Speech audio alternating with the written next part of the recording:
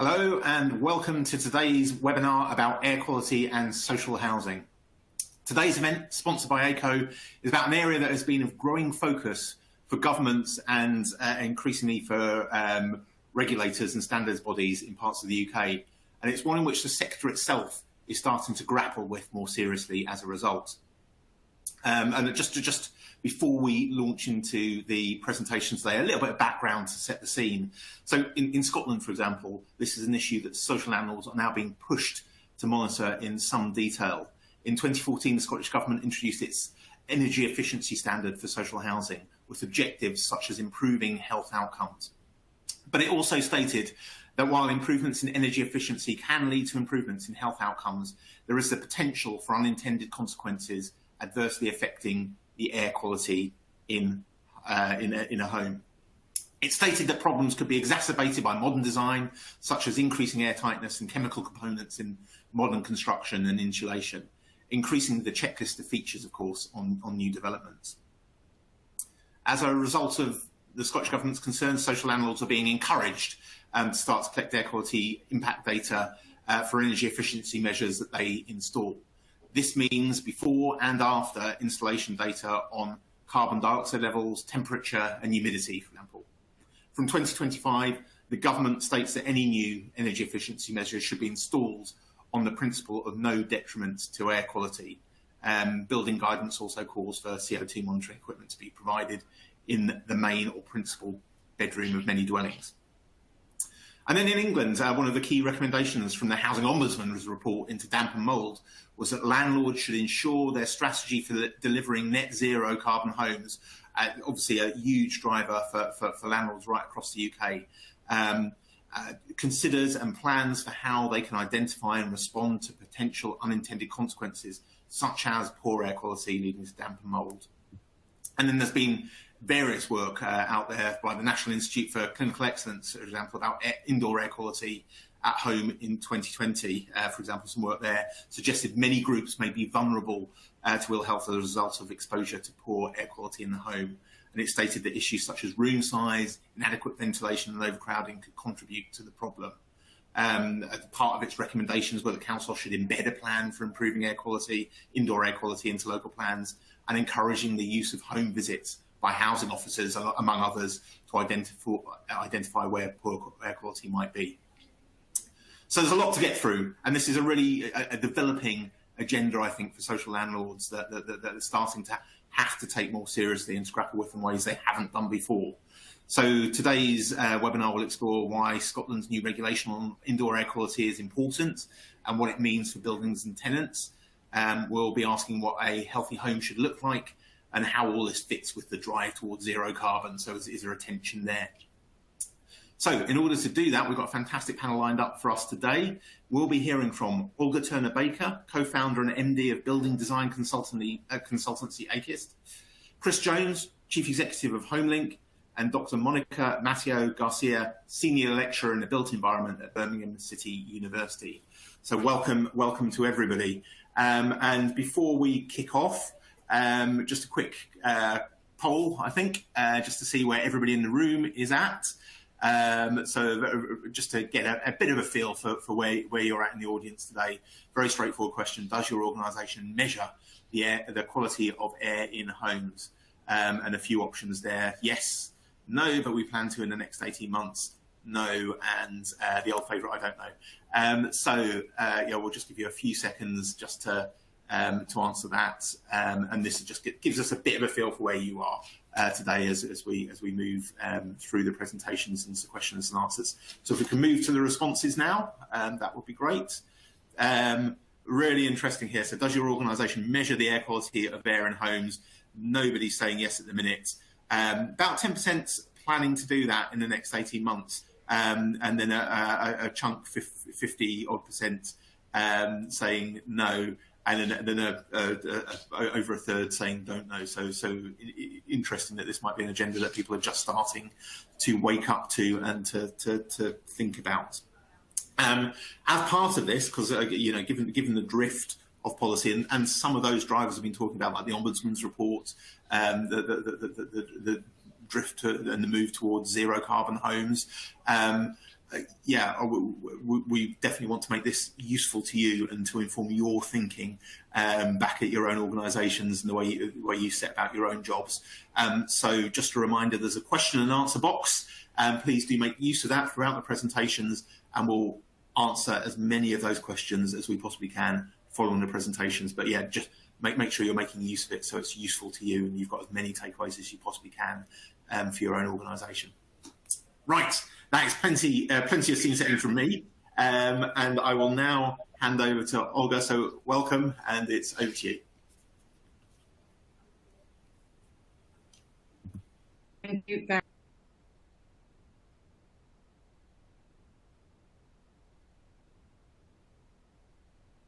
Hello, can everybody hear me? I can now. Yes, I think there was a brief gap there, but you're loud and clear now.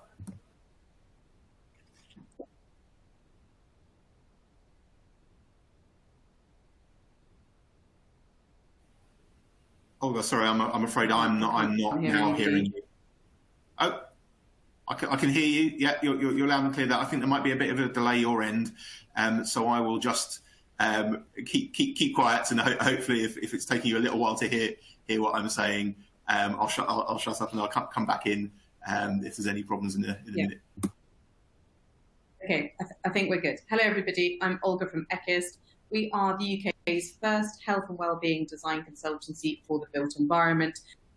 So we look at specifically how buildings impact our health. A huge part of doing that is looking at air quality and the air that we context of this. Humans breathe more than 15,000 litres of air every day. That's nearly 4 times more than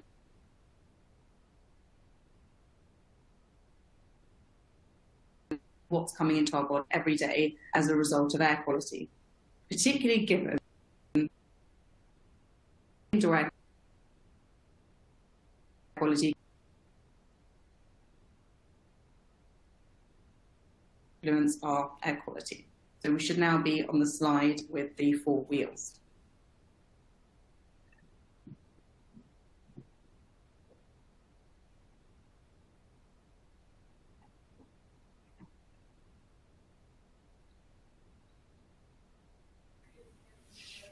Olga, I'm afraid you've frozen on the screen for me. Can I just check in the chat box whether that's the same for everybody else? So apologies, Olga, if I'm interrupting you and there's a problem on my end, but I can't hear you at the current time. So if somebody can just let me know in the chat box whether it is just me, in which case I will apologise profusely to Olga, or if there's an issue, because I can't at the minute. You're frozen on my screen. Yeah, I think there might be a bit of an issue with the connection, unfortunately, Olga, at the minute. So I will just, yeah, sounds like there's a bit of an issue for others too. Thanks for letting me know.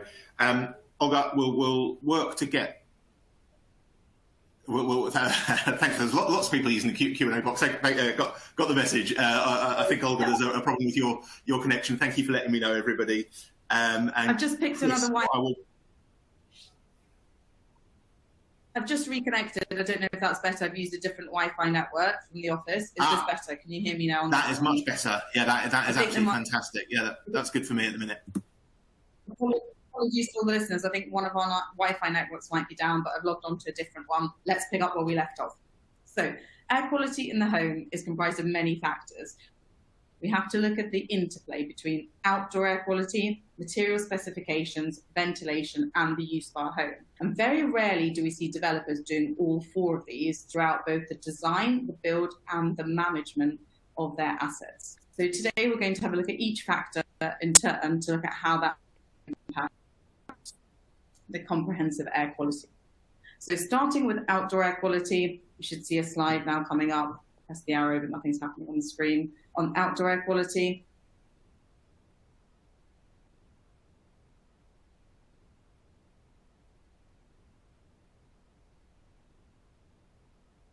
no, I think I'm just going to talk without slides. I think if we're having connection issues, I think I might just try and talk as it is. Is that all right with you, Chris?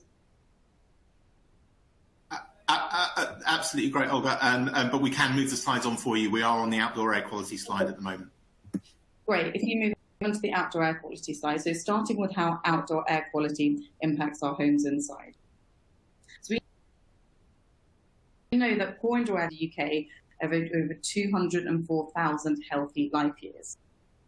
About 45% of those are attributable to cardiovascular disease, 23% to asthma and allergies, and 15% to lung cancer. This is really important when we look at the context of this in public health. I know that we have projects all over the country, but looking at London in particular, we're exceeding 100% all the time through every single person living in London of World Health Organization limits for particulate matter, and also nitrogen dioxide having a huge impact on our health as well. And recent research that just came out showed that 2 million cases of pediatric asthma could have been avoided as a result of avoiding nitrogen dioxide poisoning. So when we're looking at outdoor air quality in this regard, we have to think about constructing homes and engineering those things out, particularly if we're in polluted regions. What that means in practice is doing robust background air quality testing on sites, so pre-testing for all of these things before we even appoint the M&E and the design team. Then having a robust solution, whether that might be through a mixed mode ventilation or whether that's mechanical ventilation and MVHR. And finally, user use and education. We have to educate the user on how to live in their home if there are particular issues with pollution. So that might be smart building monitoring systems that alert you when outdoor air quality is particularly bad. Or you might intervene through your landscaping strategy and look at the types of species of plants even that you're using that can absorb more pollution than others. We know that pine species, for example, due to a greater surface area, can absorb a lot more particulate matter. So it's all about creating a strategy for your indoor air quality by firstly understanding that outdoor air quality. Then if you'd like to move on to the first ventilation slide, ventilation, the issue. So here we're looking at a couple of examples of what goes wrong. Where do we suffer in relation to our health as a result of poor ventilation? So firstly, damp. Approximately 3% of British homes have been found to have damp in at least one room, rising to 13% for minority groups. This is particularly important for those developers or building managers on the board who work with those types of minority groups. It's often higher for them. It's really important. More than 4.6 million homes in England are overheating every summer. We've had a very hot summer this year. I'm sure you're familiar with that as an issue. And stuffiness, this is really interesting. So studies have shown that when we go to sleep in a room with higher CO2 levels, we actually have less good quality sleep and we're less likely to be productive and energetic the next day. So when we're looking at ventilation as a comprehensive issue, we're thinking about whether natural ventilation or mechanical ventilation is the right decision for the homes being built in order to optimize the occupant's health. Moving on to the second slide for ventilation inequality. So picking up on the point we made earlier about minorities being often more affected.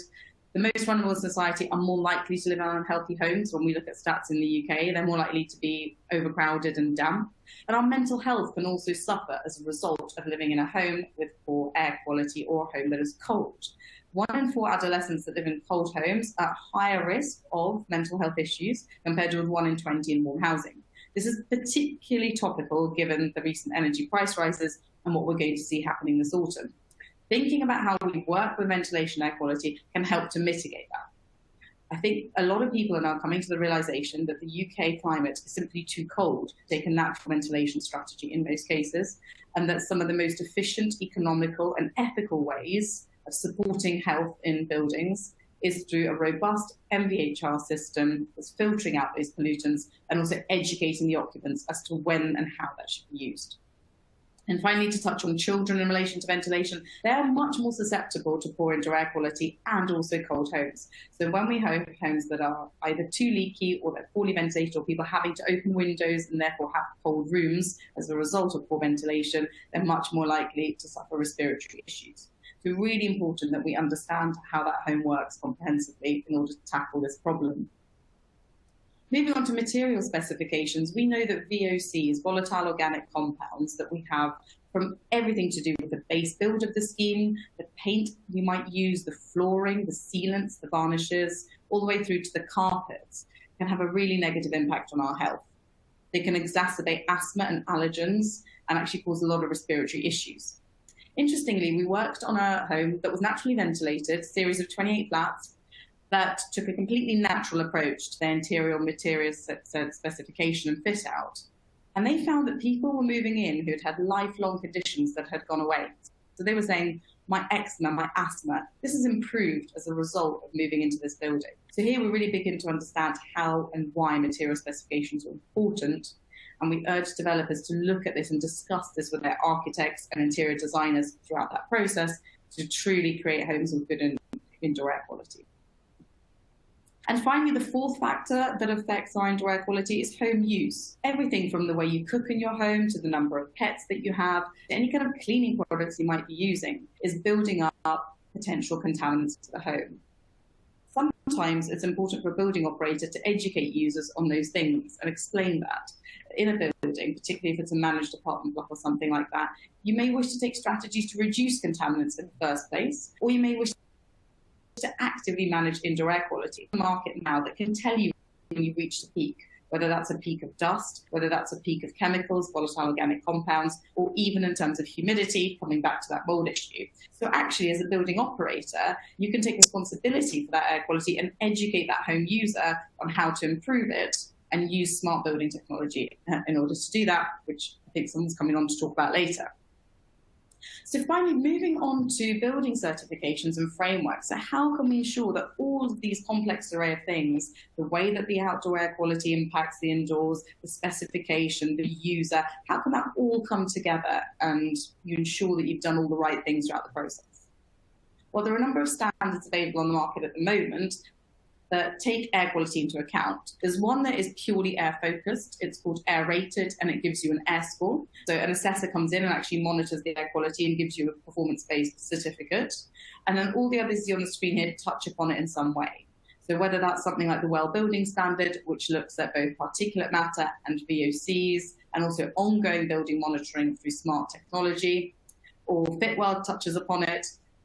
You can also look at the credits you get for using healthy building materials. So Cradle to Cradle Standard, for example, independently certifies building materials to ensure that they don't adversely impact air quality as well as being sustainable. So there's lots of tools that you can use when you're building or designing for good indoor air quality, and that's just a couple of them on the screen here. And then the final thing I want to come on to is a bit of a summary. So how do you ensure good indoor air quality throughout your build stages? I just wanted to bring the RIBA stages into this. It starts with your overall strategy. So writing into either your ESG strategy or your development briefs from day one, how you will approach air quality from the minute you do a background air quality the day you acquire a site, all the way through to what you put in those briefs for architects and M&E engineers, that building specification, and then finally, during that construction process, what are you doing to mitigate pollutants coming into homes, and what are you doing in terms of post-occupancy monitoring? Air quality is a complex puzzle, and it requires many interdisciplinary conversations between all those involved in the design team, and we'd encourage you to think about it throughout that timeline of your construction in order to create a truly healthy home with good indoor air quality.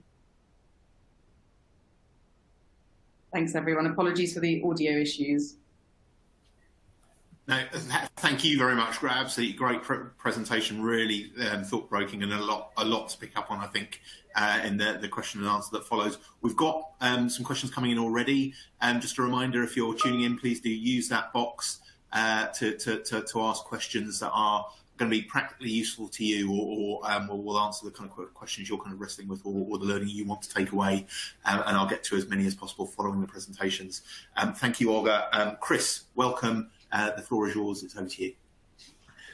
Thanks, Martin. So yeah, Chris from HomeLink. We're part of ACO, and we produce, amongst other things, environment sensors which measure temperature, humidity, CO2 specifically around kind of ventilation, air quality, and things like that. Mostly driven by the challenges around in sustainability and damp and mold.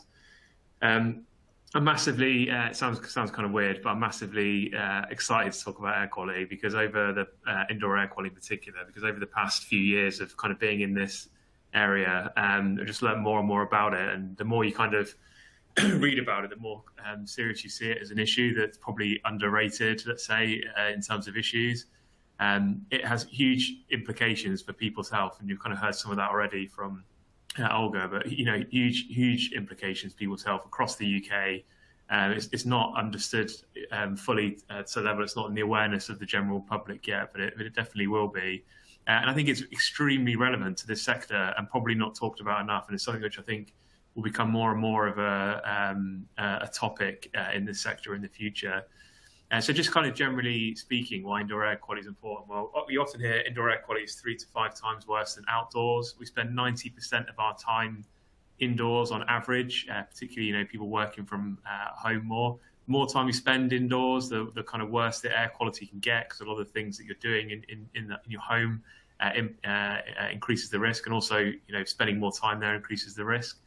And if you think about it from a sort of evolutionary point of view, processed foods, were never going to be healthy for us, because we've, been evolving over hundreds of thousands of years, and we've just suddenly introduced something which is completely new, and like, lo and behold, it has, we have problems with it. And it's true for a lot of things that we've introduced in recent times. And actually, the indoor environment, particularly one that's, airtight, it is not a sort of natural environment. And I heard on a different talk recently that apparently sort of 40-ish years ago, there was only, the number of chemicals that you're exposed to breathing in was in the hundreds, but now it's in the tens of thousands. So you can see this becoming a much more significant problem. Just to kind of give some detail about what it means. So, the big factors that people talk about in terms of indoor air quality are PM 2.5 is probably one of the most significant ones, produced by things like dust mites and cooking. PM 10 is like from mold spores and other things. VOCs from chemicals. Carbon monoxide is an obvious one, but even at low levels, it has serious health implications. These are all massive issues, and these kind of indoor pollutants in the short term, you have reduced cognition, mental health, through to instant sort of autoimmune conditions, which I'll talk about a little bit, like significantly worsening asthma or creation of asthma, skin problems, heightened allergic responses. In the long term, it's things like cancers, central nervous system damage, heart disease. And I saw an article recently in the New Scientist that was kind of looking across lots of studies that have, progressively taken place in the last few years, that are showing that air quality in general, so including outdoors, is responsible for, and the progression of about 25%. So responsible for and progression of about 25% of dementia cases. And the thing that was kind of the pollutant that was linked to that mostly was PM 2.5. I saw another piece of research recently that suggested that the level of PM 2.5 that you get from cooking an omelette, so if you're cooking an omelette, you don't ventilate, the level of PM 2.5 you'll be exposed to is the equivalent health implications of standing in traffic for half an hour in terms of air pollution. And people just have no idea that this is impacting them or causing things like dementia. But it's a really, really significant issue. So that's just people in general, and probably something that would resonate with people in general. But why is it important for social landlords?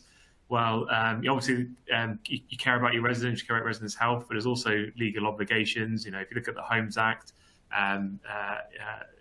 particularly fit to human habitation, includes areas like carbon monoxide, mold, ventilation. All these kind of are there because of the impact on the person's health that live there. If it didn't impact their health, or it positively impact their health, it wouldn't be a legal requirement. So that's why those things are there. Mold gets a bad rap because it's visible and it's kind of easy to film. But actually, PM 2.5 can be much more significant, from things like dust mites, which you also get a higher prevalence of at high humidity, like mold. But interestingly, if dust mites were visible, if they're the size of rats, I'm sure they'd get a bad rap too, and there'd be lots of residents complaining. But ironically, if they were the size of rats, then they wouldn't actually produce particles so small that it would harm us. So really, it's about compliance and saving money. And the other side is retrofit. So PAS 2035 is the best practice you have to follow generally, particularly for government-funded programs. People follow it generally anyway.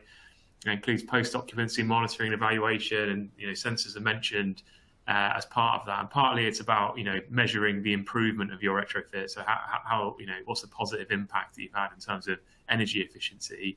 But the real reason that they're there, and CO2 as a general metric around ventilation is there, is because of unintended negative consequences, which has been mentioned a couple of times. And actually, if you look at a lot of the cases of damp and mold that you see in the media, quite often it's a very nice looking new flat or recently refurbished flat that's just kind of, like soaking from condensation. And it's because for some reason it's not being ventilated, and it could be because it's not built correctly, or it could be because the ventilation is not being used. SHDF Wave 2 opened, I think, today, and there's a preference for sensors around that, for the same reasons. I think you get extra 2% of your budget for including sensors or digitization. So it's not just about how you upgrade the building, but how it's also lived in. And I think it's important for the sector, because if you don't get retrofit right, it's going to cost millions or tens of millions of pounds for a landlord over the next 10 years. But if you don't get it right and indoor conditions worsen, and then the following 10 years, you're going to spend the same amount rectifying those problems. And data is really important for that. A couple of quick things on case studies. So we've got some quite unique data, having sort of near 30,000 homes connected and 150,000 sensors connected in the sector. We can actually see things like carbon monoxide at low levels across 5% of properties in general. And this is quite often a result of cooking and things like that. But this it's not a healthy environment to be in. It's very unhealthy. You don't want any carbon monoxide. But you can imagine if you retrofit that property and made it completely airtight, that low level of carbon monoxide could reach a level that could kill someone. And one of our landlords who's got 6,000 homes connected, Barnet, they say that they reckon they've saved 14 people's lives just from having the connected carbon monoxide solution and being able to intervene where there's been issues. And finally, and I know it's not specifically housing, but I think it just shows you the importance of data and the impact. There's a study from Harvard University that showed that at 1,500 parts per million CO2, you have a 50%-ish reduction in your ability in your cognitive performance, your ability to think and learn and things like that. So that's above 1,500 parts per million. We've got thousands of classrooms connected around the UK, and we can see that level in 90% of classrooms. So 90% of the classrooms across the UK have a level of carbon dioxide which reduced students' ability to learn by 50%. And that kind of data, it's the first time that kind of data exists, and you can just see that it's the beginning of significant change, and hopefully change for the better in terms of academic outcomes and mental health. So just finally, I obviously talked about a lot of different separate areas from legislation to damp mold and carbon monoxide and ventilation. The thing that really underpins all of this is about people living healthily in their home, and indoor air quality is basically so much isn't talked about, but it actually underpins like the sustainability side of it in terms of post-occupancy monitoring evaluation. It's why the mold's an issue. It's because of indoor air quality. And that's what causes the mold. That's why mold's harmful. It all leads back to this. But it's important to remember that it's not just something a landlord can do. It's something that the people that live in the homes need to be aware of and be able to do something about as well. But if we do tackle this, we're talking about reducing sort of future operational costs for landlords, and perhaps even costs to the NHS in terms of improving people's health. And I think more importantly, what we're talking about is improving the health and well-being of millions of people. Thank you. Thanks, Chris. A huge amount to talk about in the question and answer that follows this. I think there's one question from Rachel who said, have you got references to the case studies and research? I know there was a number of different pieces of research mentioned. We can perhaps pick up on some of those later. But I'd certainly also refer you to the work from the National Institute for Clinical Excellence about indoor air quality at home, which is worth a look at. Thank you very much, Chris. Monica, welcome, and it is over to you. Okay, thank you very much. Hello, everybody. And then last but not least, there is an academic in the room. Well, sorry for my croaky voice. I'll see if my voice can stay stable for the next 10 minutes or so. So I'm now in the academic side, looking at this very exciting world of sustainability in buildings and air quality. But I was before also working in practice and as academic, doing energy performance of buildings and looking at how we could improve the energy performance of homes And now on top of that, I'm also interested in how we can provide also health indoor environments. And I have one motto that has been, I think it's been with me for the last 10 years or so. It's driven my research, which is about the cheapest energy is the one that is not consumed. And that can seem like very straightforward. Yeah, definitely the cheapest energy. If we don't consume energy, that's quite cheap. So we wouldn't have to reduce the energy consumption. So I've always thought that the pyramid is like the best approach for achieving this. First, by an efficient building design. It's like wearing a thick jacket. And then after that, after achieving an efficient building design, going for energy efficient equipment. And then on top of that, the last bit in the pyramid, to install renewable energy such as solar PV, etc., etc. And this might seem like very straightforward, but I have cases with, for example, some clients where they would try to reduce their energy consumption and look at just installing efficient equipment or renewables without thinking that to get the basics right and looking at the fabric. The thing is with this, how does this work in a building? Very thick insulation and no thermal bridges and a very airtight envelope. But as it's been already mentioned, that might lead to unintended consequences, because if we imagine like a bag, if we seal up our houses, then all the heat and all the pollutants are going to build up inside. So ventilation, it becomes more and more critical. Otherwise, we're going to have poor indoor environment, but also, for example, in summer, we might have also problems with overheating, and it's something that we are seeing more and more in the UK as a consequence of warming temperatures, but also having houses that are better at keeping heat inside. So coming on to this, we see that, yeah, definitely it's very important to improve the energy performance of the houses, and thinking that ventilation has to be right as well, otherwise all the pollutants will build up inside.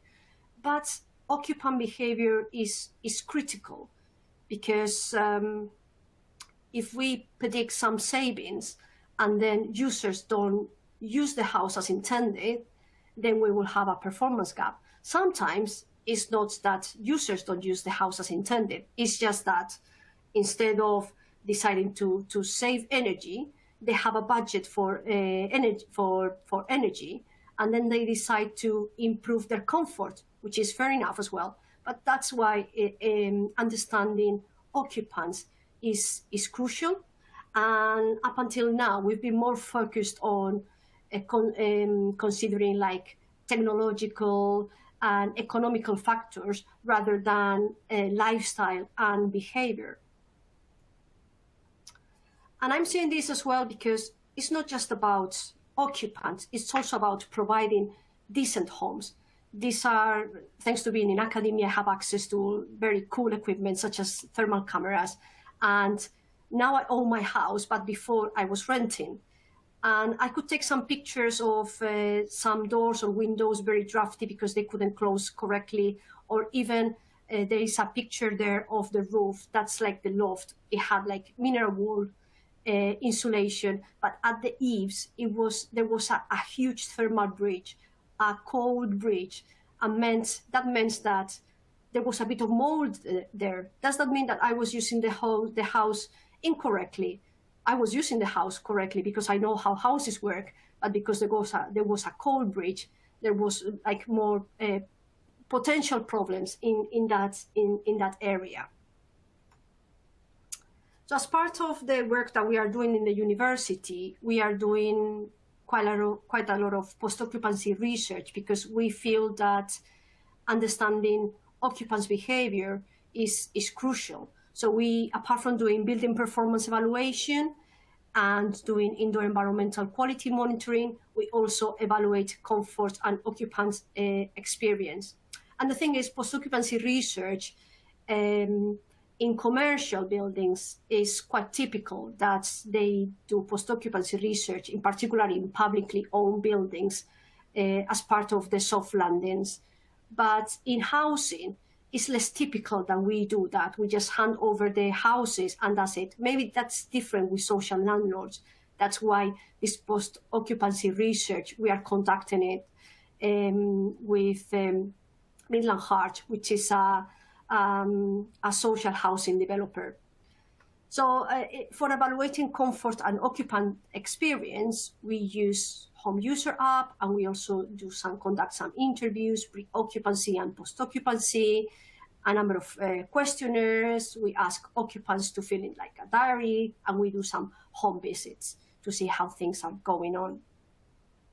And I'm bringing here some monitoring that we've been conducting to show how important and crucial is the user behavior in the indoor environmental quality. So, for example, this is an experiment that we conducted in one of our houses. We shut all the doors and windows, and we reached like very dangerous levels of CO2 within just an hour in the bedroom with everything closed. And just to give a bit of reference, normally a normal level of CO2, safe level, would be less than 1,000. Over 1,500, we will start like with dangerous levels. That means like headaches, or as they said before, or my colleagues, not being very productive for children. So a number of problems due to high CO2 concentration. And also with COVID, we've seen that CO2 is a good proxy for ventilation. So if CO2 levels are low, it means that we are not going to have other pollutants, because the indoor environment is, our houses are well ventilated. But we have other examples, particularly kitchens. We have lots of pollutants building inside. This is an example of Sunday roast. Who doesn't do a Sunday roast? So at 12, all the windows were closed. This was a gas oven. So I think someone was asking about the difference between gas and electric. Obviously, with gas, we have more CO2 and nitrogen dioxide as a consequence of combustion. But that doesn't mean that induction doesn't create any nitrogen dioxide, because also it comes from fatty foods. We also have some PM and nitrogen dioxide as a consequence of that.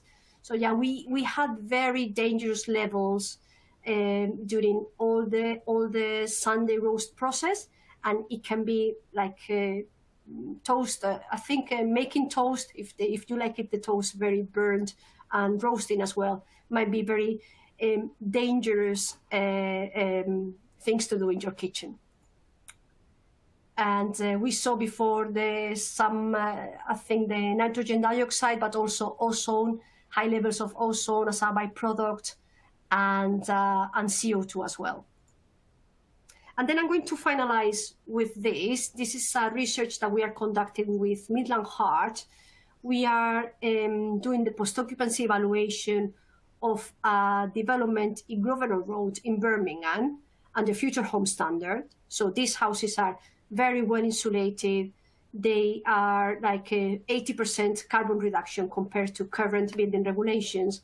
And then we have another development in Burton-on-Trent with houses meeting current building regulations. And typologies are similar, like traditional brick and block construction. So here we see in Birmingham, we are comparing two houses, one with mechanical ventilation with heat recovery, very airtight, and the other one with natural ventilation. And we can see in the graphs at the bottom that the house with mechanical ventilation seems to be performing better in terms of air quality rather than the house natural ventilated. But the thing is, we could conclude that then it's better to have mechanical ventilation. But here we compare two houses, one in Birmingham, again, very airtight, mechanical ventilation, and the other one is less airtight because it's under current building regulations and it's natural ventilated. And in this case, for example, the one natural ventilated is performing better than the one more airtight and with mechanical ventilation. And this is down to user behavior, because we know that in the house in Birmingham, there's a high occupancy in the house, and the users might end up cooking sometimes more than 6 hours per day. So that means that they are putting the house into a lot of stress, and that has a reflection in the indoor environment. So yeah, as a conclusion, I would say that occupant behavior is important, but it's also important to provide decent homes. And I think here with these graphs, it's evidence that the need of educating users in order to improve not just the energy performance, but also to provide healthy indoor environments. Thank you very much. Thank you, and yeah, a huge amount to wrestle with and pick up on, and I can see from the questions that are coming through that's very much reflected in the nature of the questions that are coming through. What types of areas should we be looking at? How should we be dealing with some of these issues? Just a reminder, do please use that Q&A box, and I'll get through as many as possible. And we've got about 18 or 19 minutes left to address some of those specific questions that you're asking. And I'm going to start, and Monica, I might move straight back to you. So I'll give you 2 seconds to grab your breath. But I think just in terms of, so this is a kind of broad question, and then we'll move into some of the kind of more details one. But I think the broad one's quite important. We've heard about a lot of different areas that feed into the air quality in a home, and I guess the question number one from Alan is, what is meant by air quality? What should be measured, and are there any standards? So it's like if you're starting, and we can see from our audience today that quite a few people are just starting on this journey. What should you be starting to look at? And is there anything you can kind of like go to your executive teams or boards and say, this is what we actually should be monitoring? So Monica, I'll head back to you first with that one.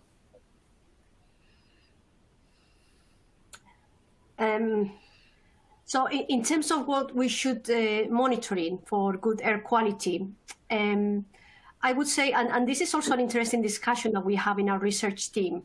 We know, for example, that CO2 is a proxy for ventilation. So we can, by measuring CO2, we can more or less say, well, if the indoor environment is healthy or unhealthy. So it's quite good to at least, if we can monitor just one parameter apart from temperature and humidity, I think CO2 should be that parameter to monitor. Then we have other parameters such as particulate matter, very important as well, total VOCs, and then on top of that, nitrogen dioxide can be quite important, particularly if you have gas burning stoves, because sometimes the levels of nitrogen dioxide that you might produce in the house might be even higher than the ones that you get from outdoors. So it's something also to look at. Thanks very much. So I think from some of the questions that are coming through, just actually starting to narrow down where people should focus. Because I kind of come back to both the Scottish Government, but that kind of nice report into indoor air quality, which suggested that there should be home visits from housing officers could be an opportunity, for example, to identify poor air quality. So I guess it's how they go about doing that and how they might go about identifying that. So at this stage, Olga, I'll bring you in on that. So there's this suggestion that well, I suppose two things. One, are we good enough at even asking the questions that might get us to building better homes and maintaining them properly. And actually, if you're a housing provider tuning in today, what should you be doing? Should you be looking to lead the conversation yourself? What should you perhaps be going away from if you're working in the social housing sector today? Yeah. So over to you, Olga. Thank you. I think the housing sector is still way behind the commercial sector. If you look at the office sector, they're all monitoring air quality. They're all adopting these global standards like air rated, well, fit well. They're really far ahead. When you look at housing and social housing, nobody's really leading the way. But I almost don't blame them because there's been such a huge knowledge gap for so many years. I think it's only now coming to the forefront that people are understanding it's important. The best way to address that is to write it in your strategy from day one, to enlist somebody to write that for you and to deliver that throughout the design process. It's now an expertise. You know, how you used to have a sustainability consultant, now you have a wellness consultant. And also you've got this amazing tech, like we've just been talking about, to measure it. So yes, I think you do. I think you take the reins in your hands, clue yourself up on these areas and ask your design team and ensure it's integrated throughout that design process, because at the moment developers don't understand healthy homes and particularly air quality. We're still seeing homes where we're specifying wardrobes that emit high levels of formaldehyde, and people are taking it in their own hands to not only monitor VOCs in general. I think one of the questions is which VOC should we look at, or something along the lines of how do we siphon out different compounds. Well, yeah, people are now measuring specific VOCs like formaldehydes and other chemicals in the air and saying, hey, this is way above the World Health Organization safety limit. I've got a developer that's fitted a toxic wardrobe. Am I going to sue them? I mean, that's an extreme case, but this is what's really important, to actually start learning about these things, educating yourself and your design team. And just on that point, I'll jump in. I mean, we're saying it's important. Obviously, I think it's fair to say that in the housing sector, perhaps that hasn't, or like you say, hasn't necessarily been treated as the top priority. I mean, the suggestion there that we're behind other sectors. What gets that, raises that up the agenda for organisations? What's going to do that? And there's a question from Kate, which I'll bring in, and I'll move. So I'll ask you this, and then move on to Chris as well. Kate says, in terms of occupant behaviour, how does this tend to be managed by individual housing providers? Is it purely at their discretion if they choose to educate occupants? This is perhaps the biggest challenge of all, but the most difficult to deliver. And I guess what kind of pushes you to try? Really is what's kind of coming that will make people sit up? It's studies like this. It's studies like what Monica has just shown you, and it's facts like Chris and I have talked about. It's these statistics coming out saying, hey, we're doing it badly. And not only are we doing it badly, we're harming adults and children's health as a result of doing design in this way. So I think that's what's needed for people to realise this, and then to integrate that into their solutions and strategies at board level. We're now seeing CEOs of companies come to us, say, write a health and wellbeing strategy for us from day one, or development managers. So it's a real turnaround. I think that's what it takes, these kind of case studies. And also doing post-occupancy with your residents, talking to them, saying, you know, how do you feel? Do you feel you get a good night's sleep in our schemes? Do you feel the homes are stuffy? Do you feel like the extracts in your kitchen are good? It's also a lot of post-occupancy that's missing, but I think it's coming online now. And it's not hard to do. I don't want to scare anyone. I'm just going to put a positive out there. It's not that difficult. Getting 4 or 5 things right in that process, and you can have it. It's not that much more expensive either. I think this is a really interesting thing, because I mean, you said that you know, reflecting on the conversation so far, that there are definitely steps that are relatively straightforward to take. And I think we'll come back to a question about how you go about doing it in a second. But Chris, I'll move to you next, just with that same question. I'm just interested in terms of the organisations you're working with. Do you agree that the housing sector is perhaps behind others? And what in your experience is likely to drive change? I mean, is it some of that focus on mold, damp and mold that we've been getting in over the last kind of couple of years? Is that starting to drive? Yeah, I mean, I think that's what's driving. I think it's been driven naturally through the stuff that already exists in legislation, challenges of damp and mold. I mean, and the challenges and also the kind of media drive around that and changes of the powers of the regulator and stuff. Also, the retrofit side of things is kind of driving it as well. It being kind of specifically, included in Paris 2035 and be part of SHDF Wave 2 and EASH 2 in Scotland and everything. People are getting aware of it in terms of like where they're at, specifically on air quality and ventilation. I think other sectors, well, it depends on the sector, but some can be slightly further ahead. So maybe schools are because, coming out of COVID, the government basically made every school, monitor ventilation. I think building standards for non-domestics have been updated to include ventilation. So I wouldn't say that they're behind because they don't care. I'd say that if they're behind some of those sectors, it's because there's been greater pressure on those sectors, specifically around ventilation. I think probably the housing sectors, I guess I've got bias from working with people that are aware of it and using sensors and things. But yeah, I mean, they're making decisions around it, and it's making a difference. So whether it's trying to use these sensors to sort out issues of damp and mold, or whether it's to use these sensors to understand the positive and potential negative impacts of retrofit. That's the driver for it. But then we've got a resident app, and that resident app doesn't really talk about what so much the landlord cares about, but it's more about what the resident cares about, which is the impact of their indoor environment, and importantly, what they can actually do to improve the impact and what their data is currently showing. We've had a landlord recently change their ventilation specification based on the data that they're seeing.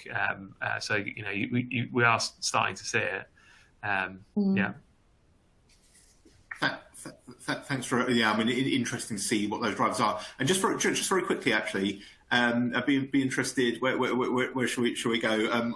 Monica, just very briefly.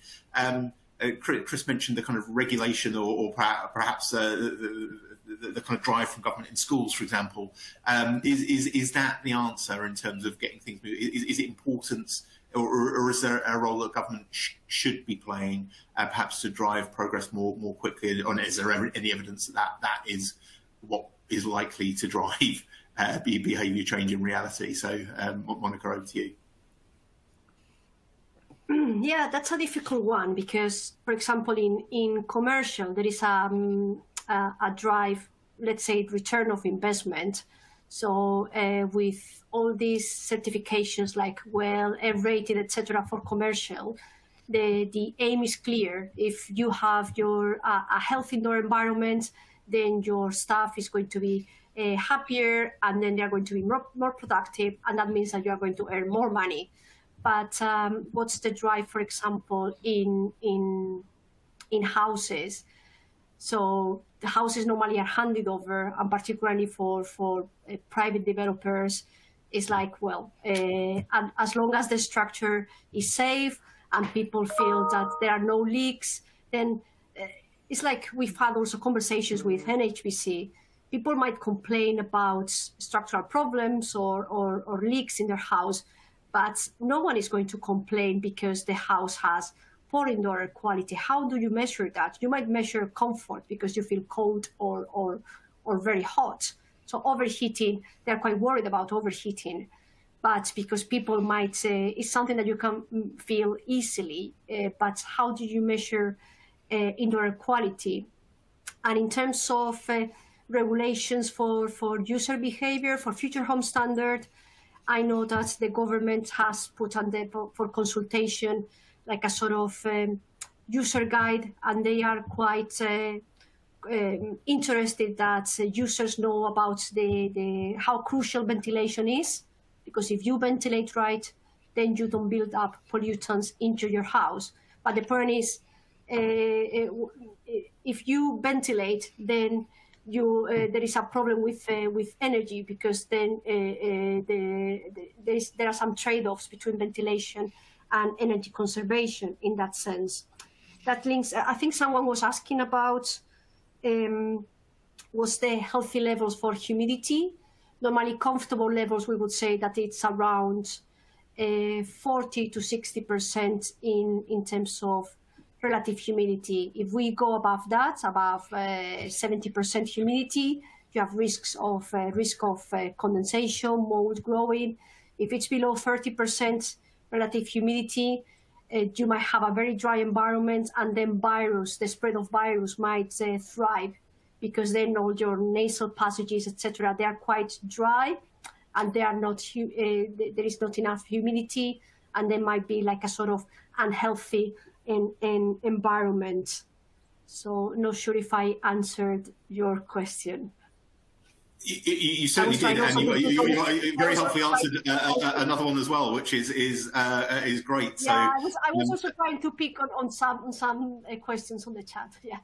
No, thanks very much, because that's a really important one. And thank you very much for that. And I'm going to come to a couple of kind of producty type questions broadly, or mesh together that with kind of energy efficiency as well.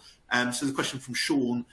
Is there any evidence that modern methods of construction, again, big push to use more of that type of development, better or worse than traditional construction for indoor air pollution in terms of embedded chemicals? So Olga, I might move to you on that one, and then we've got a question about VOCs as well, which I'll come to in a minute. But Olga, that question about VOC. Thank you. Yeah, we actually supported the BRE with writing some standards on this, BPS 7014. Don't know if you know that standard. We supported them with looking at guidelines, that's sort of modular offsite construction, looking at how health and well-being can be brought into that.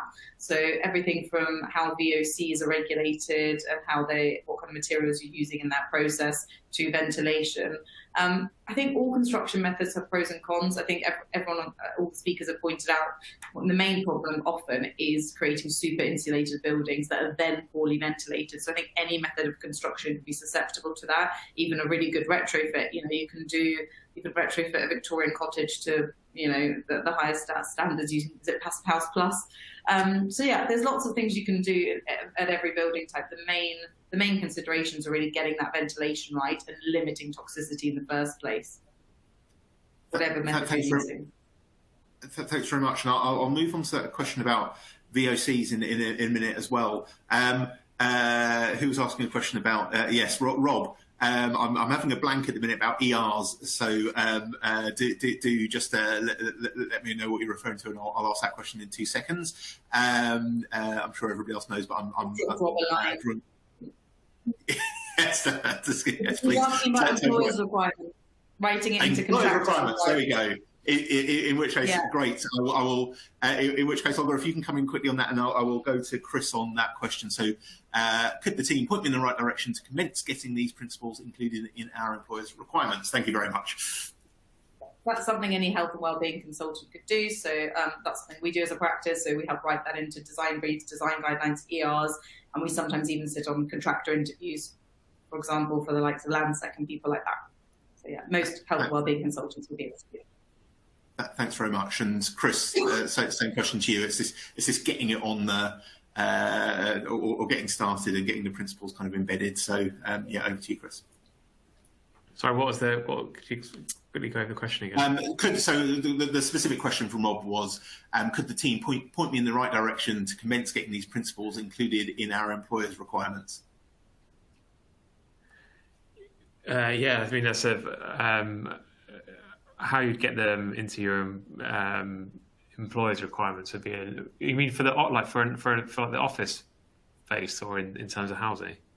I think in terms of housing, we're talking now. Although it could, you're absolutely right. I mean, that some of I'm taking it to mean it's a reference to the housing stock, but absolutely that landlords would also have offices as well. Yeah, I think. I mean, in terms of the way I think it will go. I mean, there's already sort of legislation out there. Like, you have to make sure homes are well ventilated.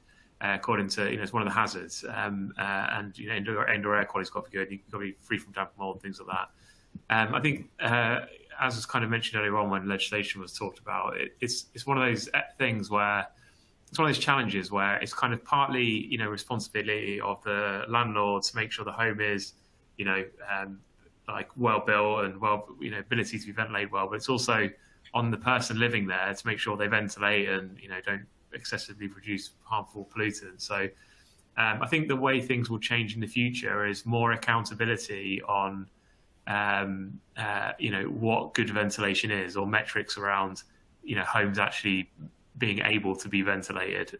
Because at the moment, you can see it with damp and mold, with the Ombudsman's Spotlight on Mold report, is that historically landlords have always just blamed the resident, and the resident always blames the landlord, and there's kind of there's like a lack of accountability really, and it seldom results in the problem getting fixed. In terms of creating sorry. And no, thanks. And I think that absolutely, in terms of the Ombudsman's report, kind of digs around damp and mold, really digs into that kind of set of relationships and why that's an important one to tackle. We're almost out of time. I'm just going to throw in one question for Monica, because it seems like an important one to address. It's from Nathan. It seems that sensors are commonly recording CO2, relative humidity and internal air temperatures. When it comes to VOCs, how do we siphon out what organic compounds are present through the recorded data? So perhaps it seems like a slightly more difficult one to tackle for the landlord. So yeah, how might you set about doing that? And sorry, we're almost out of time, so a relatively brief answer on that one. Thanks. Well, here it's the main issue is that the normal sensors, they measure total VOCs, so all together. But we have evidence that the biggest contributor to VOCs is formaldehyde. So there are some sensors who record total VOCs, and then formaldehyde as an aside, because it's a huge contributor in buildings. The point is, the better the sensor to get all the differences, the more expensive it is. And also the bigger the sensor and the more accurate the sensor, more like internal fans and it's more like bulky, and you need some internal fans, etc. And we've had some issues in some houses where we've been monitoring, as the sensors were much more, the ones that we are using in one of the developments, they are much better, much more accurate, but they are bulkier and they make a lot of noise. So in the end, we had to install them in the kitchen, because people wouldn't like to have them in, for example, in the living room or in the bedroom. So in the end, we have like a sort of trade-off between low-cost sensor that is less accurate, but at least it gives you an indication of what's going on, and then better sensors that are like much more expensive, bulkier, and it gives like all the different pollutants disaggregated. But maybe for a house, I don't think that would be necessary. I hope I answered your question. Very, very thoroughly. Thank you very much. And we are sadly out of time. Loads of questions came in today. Really, really interesting debate. And clearly, I think one that the sector is at the beginning of grappling with. So a really important discussion to be having as well, because I think from the evidence we've been hearing and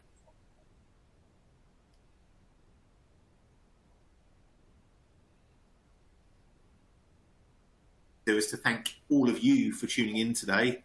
Thank you to all of our panelists for some great presentations, some really thoughtful answers to those questions, and thank you also to ACO for sponsoring and making the event possible. So thank you all. Really, really enjoyed it, and look forward to seeing you next time. Thank you.